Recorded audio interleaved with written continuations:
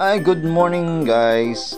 Ito, maglilinis na naman ako kay PCX ko na dumaan ako sa masyado maputik eh. So, yun. Kaysa matuyan ng putik at saka ng mga bato-bato na mga sumisingit. So, kailangan ko muna siyang paliguan para hindi masira agad yung yung mga body parts, no? Kasi naninigit yan eh. So, mahirapan ka. So, ginamitan ko siya ng shampoo pressure, no? Pressure. Pero parang ayong gumana eh, no? Hina eh. So, naisipan ko na lang na yan, kalkalin ko na lang yan, no? Mas mabilis pa.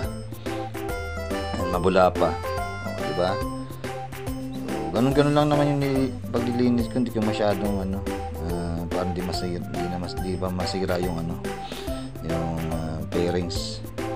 So yung ginamit ko dyan is yung Joy. No? Hindi kaya naman, charot. Lang yan, yun nga, yung dishwashing liquid, parang hindi masyadong maapektuhan yung magkaroon ng discoloration or yung magpe-fade, no?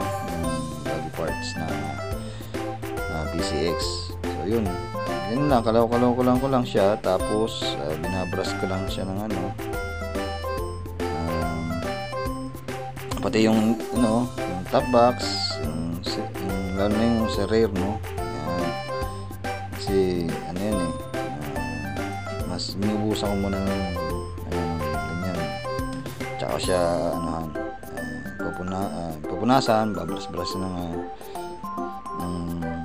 hand pressure, no? Yung pambrush. Yun. So, ganun lang siya. Hindi ko na masyadong kasi iniingatan ko rin yung mag-fade din yung tawag dito, yung pairings, no? So, yan. Ganyan ko lang. Tapos yun, kukusudin ko yung sa upuan, no? Kasi may cover eh. So, minsan pinaputungan ng mga pusa. Minsan naaasar din ako eh sa mga pusa. Ayan. So, ayan na ngayon guys. Okay, magbabanlaw na. Ayan. Bubusan lang. Ganyan lang kasi sa kasimple. Ayan. O, yun. Tapos, dashboard, side mirror. Yan lang ang ginagawa ko para hindi masyadong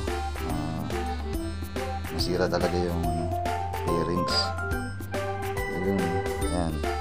Tapos mamaya pupunasan ko siya ng towel para matuyo agad, kasi nakabili ako nung pang shine. Mamaya papakita ko sa inyo yung anong klase yan. Actually, yan sa TikTok eh. Sikat na rin yan eh. So, magta-try lang ako. Actually, hindi ko pa siya na ginagamitan ng ganon. Kasi makintab naman siya eh, no? So, ngayon, medyo nagpe-fade na siya. So, tatry ko siyang gamitin. So, nabili ko lang siya sa TikTok, no? So, yun, ay tatapusin ko lang itong pagpabanlaw. So, lalo na binibisikan ko talaga nung binubuhusan ko yung likod. Kasi para siya, tanggal yung mga putik-putik.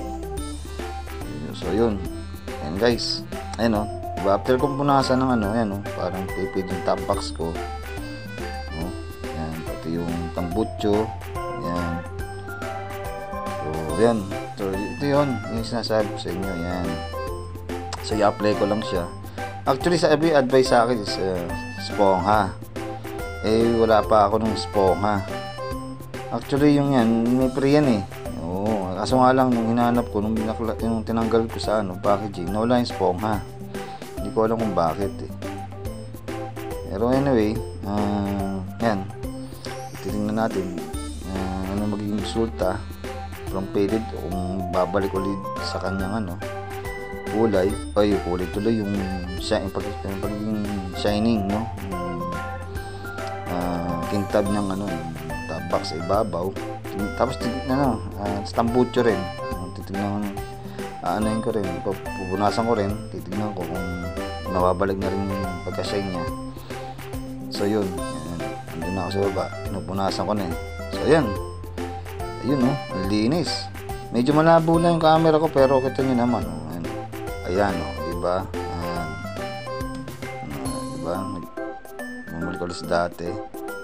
Oh, medyo mahirap na eh. Okay.